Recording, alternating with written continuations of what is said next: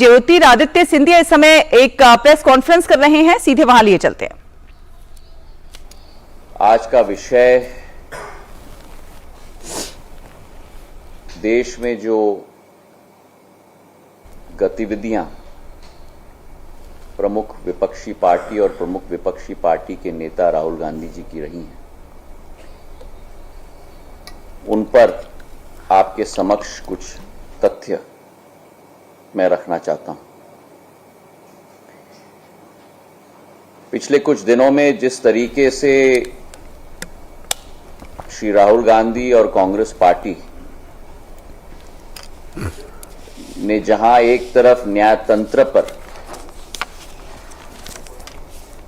दबाव और धमकी की विचारधारा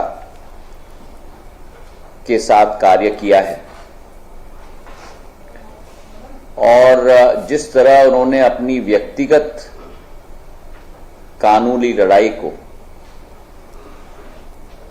एक लोकतंत्र की कानूनी लड़ाई के रूप में प्रेषित करने की कोशिश की है, उससे एक बात तो स्थापित हो चुकी है कि कांग्रेस पार्टी इस देश में लोकतंत्र के साथ खिलवाड़ करने में और नई लो पर जाने में कोई कमी नहीं छोड़ेगी। जिस तरीके से they are trying to do everything possible to stay politically relevant और अपने आप को मैं ये कहूंगा कि एक लोकतंत्र की लड़ाई नहीं लेकिन एक स्वार्थ की लड़ाई लड़ी जा रही है, इसकी हम जितना निंदा करें वो कम होगा। आप सब वाकिफ हैं कि ये पहली बार नहीं है कि कोई व्यक्ति, कोई सांसद के संसदीय सदस्यता को बर्खास्त की गई है। पिछले 10 वर्षों में कई लोग इस सूची में शामिल हैं। जयललिता जी हैं, आजम खां हैं, कांग्रेस के सांसद रशीद मसूद हैं। पर ये क्या कारण है कि इस बार इतना हंगामा किया जा रहा है? इस बार लोकतंत्र के मंदिर को, हमारे संसद को चलने नहीं दिया जा रहा। क्या कारण है कि इस बार काले कपड़े पहनकर लोग अपनी प्रस्तुतिकरण कर रहे हैं, जबकि ये पहले कभी भी ये स्थिति कांग्रेस पार्टी के द्वारा ये प्रस्तुतिकरण नहीं हुई है। और इसका कारण है राहुल जी को एक विशेष सत्कार दिया जा रहा है। साधारण तौर पर जो पिछले कई दिनों में हमने दृश्य देखा है, जमानत के लिए जब गए थे तो पूरी कांग्रेस की फौज, जिसमें नेता, मुख्यमंत्री की सूची, उप मुख्यमंत्रियों की सूची, सदन के नेताओं की सूची, कभी जो व्यक्ति जमानत के लिए जाता है वो अपने साथ नेताओं का फौज लेके जाता है। अगर ये अदालत के ऊपर प्रेशर नहीं है तो क्या है? और इसी के साथ साथ जो माहौल पूरे देश में तैनात किया गया, जहां शहर शहर में ट्रेनें रोकी गईं, आम जन की आवागमन में रोड़े अटकाए गए, मैं पूछना चाहता हूं कांग्रेस पार्टी से कि क्या यह गांधीवाद का सिद्धांत है? इस प्रश्न का उत्तर दें। और ये व्यक्ति विशेष के लिए क्यों सब किया जा रहा है। और इसलिए जो पूर्व में भी स्थिति उत्पन्न हुई,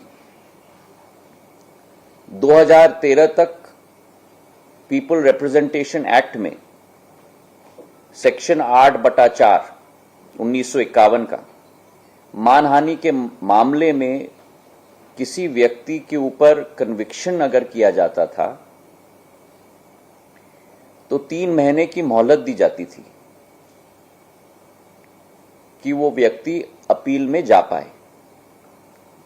लेकिन 2013 का सुप्रीम कोर्ट का जो आदेश रहा lily Thomas versus union of India के केस में, कि कोई भी व्यक्ति जिसके विरुद्ध सुप्रीम कोर्ट का एक कन्विक्शन का आदेश हो, तत्काल उस व्यक्ति की संसद की सदस्यता बर्खास्त की जाए। इस वर्डिक्ट के बाद जब कांग्रेस पार्टी की ही शासन केंद्र में थी और तत्कालीन न्याय मंत्री कपिल सिब्बल जी ने प्रधानमंत्री जी के उस तत्कालीन प्रधानमंत्री जी मनमोहन सिंह जी के आदेश के आधार पर अध्यादेश निकाला था, उसी अध्यादेश की जब प्रस्तुतिकरण की जा रही थी तब उसी समय राहुल गांधी जी ने कहा था कि इस अध्यादेश को फाड़ के कचरे के टोकरी में फेंक देना चाहिए। तो फिर आज मैं पूछना चाहता हूं, ये हिपोक्रेसी क्यों है? इसका जवाब कांग्रेस पार्टी को देना होगा। और इसी के साथ जो अत्यंत आश्चर्यजनक वाक्य रहा राहुल गांधी जी के द्वारा कि मैं गांधी हूं और गांधी कभी माफी नहीं मांगते, और इसी के साथ साथ जो कांग्रेस की विचारधारा और कांग्रेस की नीति सदैव रही है कि जहां पार्टी के वरिष्ठ नेता, संसद के उपनेता ने संसद में कहा कि गांधी परिवार के लिए न्यायालय में अलग नियम होने चाहिए, ये इस बात का प्रमाण है कि कांग्रेस पार्टी के लिए कुछ लोग फर्स्ट क्लास सिटीजन्स हैं और आप और हम सारे के सारे विपक्ष के पार्टी के नेता एक समुदाय के विरुद्ध ऐसे टिप्पणी करें कि पूर्ण समुदाय चोर है, उस समुदाय को अपमानित करें, हमारे पिछड़े वर्ग को कलंकित करें और उसके बाद ऐसे वक्तव्य दिए जाएं।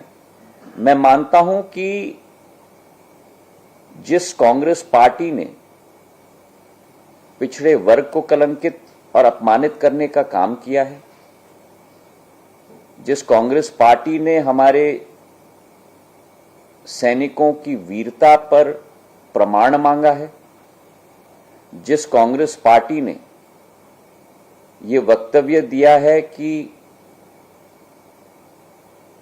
हमारे सीमावर्ती इलाके पर चीन के द्वारा हमारे सैनिकों की पिटाई हुई है, ऐसी कांग्रेस पार्टी की कोई विचारधारा नहीं बची है। ऐसी कांग्रेस पार्टी की केवल एक विचारधारा बची है और वो विचारधारा है एक देशद्रोही की विचारधारा और देश के विरुद्ध कार्य करने की विचारधारा। बहुत बहुत धन्यवाद।